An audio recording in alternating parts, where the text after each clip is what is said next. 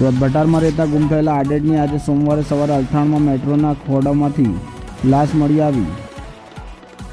નવી સિવિલથી મળતી વિગત મુજબ ભટાર ખાતે આંબેડકર નગરમાં રહેતા 47 વર્ષીય સુરેશ કરણભાઈ પેડાકર રવિવાર સાંજે ઘરે કોઈને જાણ કરવા વગર સાયકલ પર ત્યાં નીકળી ગયા હતા। જો કે તે મોડી સાંજે સુધી ઘરે પરત નહીં ફરતા પરિવાર સહિતના તેમની વિવિધ સ્થળે જઈને શોધખોળ હાથ ધરી હતી। જો કે આજે સોમવારે સવારે તે અલથાણમાં સોમ સર્કલ પાસે મેટ્રોના કામ માટે ખોદેલા 3 થી 4 ફૂટ ઊંડા ખાડામાંથી મળી આવ્યા હતા। કોલ મળતા ફાયરે તેમને બહાર કાઢ્યા બાદ સારવાર માટે નવી સિવિલ હોસ્પિટલમાં ખસેડાયા હતા, જ્યાં ફરજ પરના ડૉક્ટર તેમને મૃત જાહેર કર્યા હતા। પોલીસે કહ્યું કે તે મેટ્રોના ખાડામાં પડી ગયા બાદ મોતને ભેટ્યા હતા, જ્યારે તેમના પરિવારના સભ્યોએ કહ્યું કે જે ખાડામાં તે પડ્યા હતા તે ખાડા પાસે બેરિકેડ મૂકવામાં આવ્યું ન હતું, જેના લીધે તે ખાડામાં પડી જતા મોતને ભેટ્યા હતા।